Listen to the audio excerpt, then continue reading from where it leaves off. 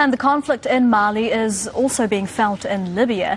Britain, Germany, Canada, the Netherlands and Australia are urging their citizens to leave the city of Benghazi.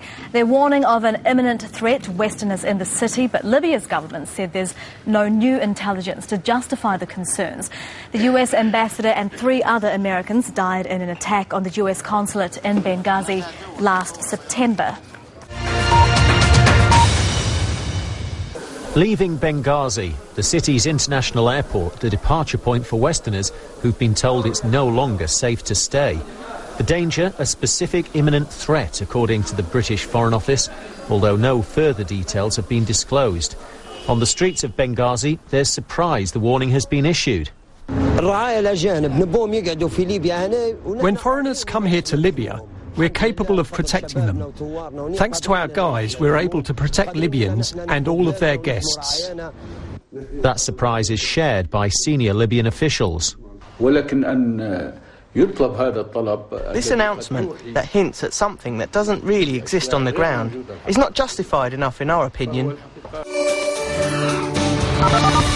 Well, the British government has decided to issue some unusual, very specific travel advice for people in Benghazi. It says the Foreign and Commonwealth Office has issued this advice. We're aware of a specific and imminent threat to Westerners in Benghazi. We advise against all travel to Benghazi and urge any British nationals who are there against our advice to leave immediately. I asked one source in the Foreign Office, how unusual is this to issue this advice? Highly unusual, and also he said that he wouldn't be drawn on the link to Mali or Al-Qaeda in the Islamic Maghreb, but he certainly wasn't denying and just said this, that AQIM can travel enormous distances to strike, including all the way to Libya. So clearly I think the thinking is that they've got some sort of intelligence suggesting that AQIM could be plotting something in Benghazi or in that part of Libya.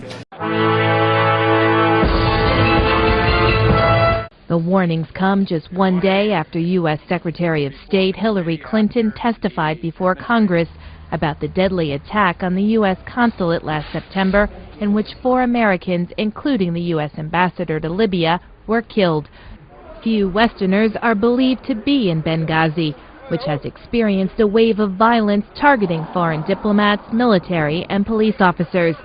Last week, Italy suspended activity at its Benghazi consulate and withdrew staff after a gun attack on its consul.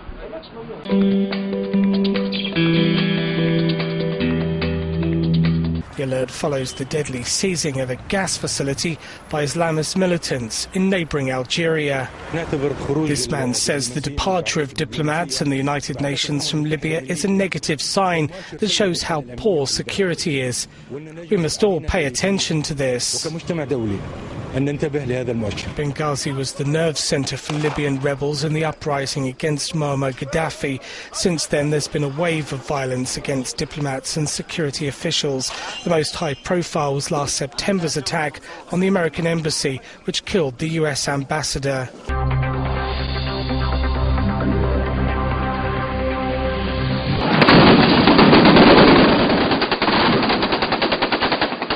Libya may have newfound freedoms, but it's also been plunged into a dire security situation. Post-revolution, it is awash with weapons. And just like the rest of North Africa, is seeing a rise in Islamist activities. America believes weapons from Libya were used by Islamist militants who attacked a BP plant in eastern Algeria last week, in which dozens of foreigners were killed. France says it's already woken up to the threats posed to Europe and has sent troops to the West African nation of Mali to push back Islamist militants.